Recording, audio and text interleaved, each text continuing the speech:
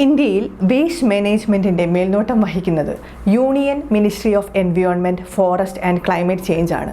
ഇന്ത്യയിൽ വേസ്റ്റ് മാനേജ്മെൻറ്റിനെ സംബന്ധിച്ച റൂൾസ് പ്രധാനമായും 3 ആശയങ്ങളെ ആസ്പദമാക്കിയിട്ടുള്ളതാണ്.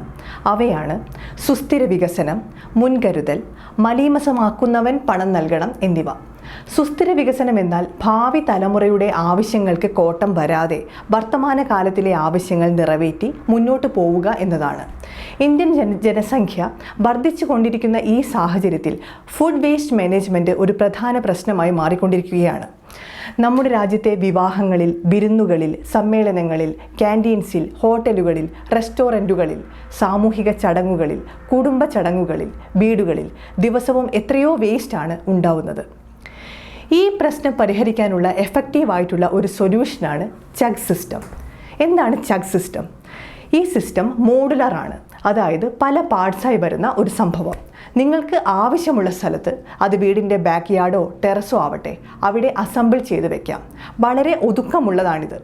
ഈ സിസ്റ്റം മാലിന്യ സംസ്കരണത്തിന്, അതായത് കിച്ചൺ ഗാർഡൻ വേസ്റ്റ്, അതായത് ഓർഗാനിക് വേസ്റ്റ് സംസ്കരണത്തിന് ഉപയോഗിക്കാൻ ഫലപ്രദമാണ്. സാധാരണഗതിയിൽ തുറസായ സ്ഥലങ്ങളിൽ നിക്ഷേപിക്കപ്പെടുന്ന മാലിന്യങ്ങൾ വിഘടിക്കുമ്പോൾ അതിൽ നിന്നും പുറത്തു വരുന്നത് മീഥേനാണ്.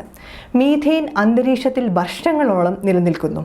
അത് അന്തരീക്ഷത്തിൽ നിന്ന് കൂടുതൽ ഹീറ്റിനെ ട്രാപ്പ് ചെയ്യുന്നു. അത് പരിസ്ഥിതിക്ക് വലിയ ദോഷം ചെയ്യുന്നു.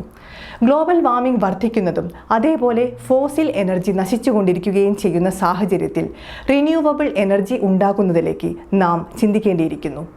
നമ്മുടെ വീടുകളിലോ റെസ്റ്റോറൻറ്റുകളിലോ ബാക്ക് യാർഡിലോ ടെറസിലോ വയ്ക്കുന്ന ചഗ് സിസ്റ്റം ഓർഗാനിക് വേസ്റ്റിനെ റീസൈക്കിൾ ചെയ്ത് കുക്കിംഗ് ഗ്യാസ് എന്ന റീന്യൂവബിൾ എനർജി സൃഷ്ടിക്കുന്നു. അതിൻ്റെ ബൈ പ്രൊഡക്റ്റായി ഉണ്ടാവുന്ന ബയോ സ്ലറി വളരെ ഡിമാൻഡുള്ളതും നാറ്റമില്ലാത്തതും ആണ്. അത് ഓർഗാനിക് ഫാമിംഗ് എൻറ്റിറ്റീസിന് വിൽക്കാവുന്നതാണ്. ഇതൊരു നോൺ പൊല്യൂട്ടിംഗ് മെത്തേഡാണ്. ഈ ഒരു മെത്തേഡ് പവർ യൂസ് ചെയ്യുന്നില്ല. ഈ ചഗ് സിസ്റ്റത്തിലൂടെ മീഥേൻ അന്തരീക്ഷത്തിലേക്ക് വ്യാപിക്കുന്നത് തടയപ്പെടുന്നു. ഇത് മാലിന്യ സംസ്കരണ രംഗത്തെ ലേറ്റസ്റ്റ് ആൻഡ് സ്റ്റൈലിഷ് ടെക്നോളജിക്കൽ സൊല്യൂഷനാണ്. അടുത്തതായി ഫുഡ് സ്റ്റോറേജ് രംഗത്ത് IoT സെൻസേഴ്സിൻ്റെ ഉപയോഗം എത്ര പുരോഗമനപരമായ മാറ്റങ്ങൾ കൊണ്ടുവരുമെന്ന് നമുക്ക് നോക്കാം. റെഫ്രിജറേറ്ററുകളിലും പാൻട്രികളിലും വെയർ ഹൗസുകളിലും ഉള്ള IoT സെൻസേഴ്സിന് യൂസേഴ്സിൻ്റെ സ്മാർട്ട് ഫോണുകളിലേക്ക് അലേർട്സ് സെൻഡ് ചെയ്യാൻ പറ്റും.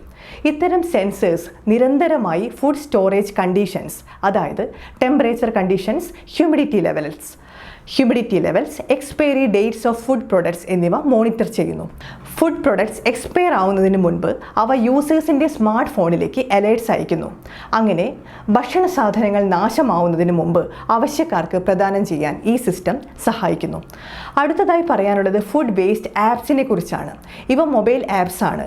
ഈ ആപ്പുകൾ ഡൗൺലോഡ് ചെയ്താൽ അവ വഴി എക്സസ് ഫുഡുള്ള സ്ഥലങ്ങളിൽ നിന്ന് ആവശ്യക്കാർക്ക് അവ എത്തിച്ചു കൊടുക്കാൻ പറ്റുന്നു. അതായത് ഈ ആപ്പുകൾ വഴി ഉപഭോക്താക്കളും റെസ്റ്റോറൻറ്റുകളും ഗ്രോസറികളും ഫുഡ് ഡൊണേഷൻ സെൻ്ററുകളും ഭക്ഷണത്തിന് ആവശ്യമുള്ളവരും കണക്റ്റഡ് ആവുന്നു. അങ്ങനെ ഫുഡ് വേസ്റ്റ് ആവുന്നത് തടയാൻ സാധിക്കുന്നു. തെരുവുകളിലും ഗാർബേജ് ബിൻസിലും ഓരോ ലാൻഡ്സിലും കുമിഞ്ഞുകൂടുന്ന വേസ്റ്റ് പരിസ്ഥിതിയെ പ്രതികൂലമായി ബാധിക്കുന്നു എന്നതിന് നിരത്താൻ ശാസ്ത്രലോകത്തിന് തെളിവുകളുണ്ട്.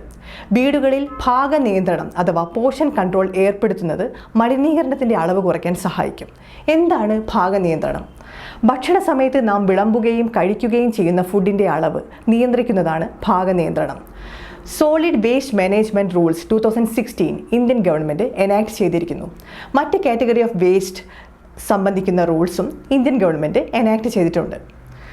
UN ഫുഡ് ആൻഡ് അഗ്രികൾച്ചറൽ ഓർഗനൈസേഷൻ്റെ കണക്കനുസരിച്ച് വേസ്റ്റ് ആക്കപ്പെടുന്ന ഫുഡിൻ്റെ 31% മതി ലോകത്തെ ബില്യണിൽ കൂടുതൽ ആളുകൾക്ക് ഭക്ഷണം നൽകാൻ എന്നാണ്. 6 to 8% ഓഫ് ഗ്ലോബൽ എമിഷൻസിന് ഫുഡ് വേസ്റ്റ് കാരണമാവുന്നു എന്നാണ് കണക്കാക്കപ്പെടുന്നത്. നന്ദി.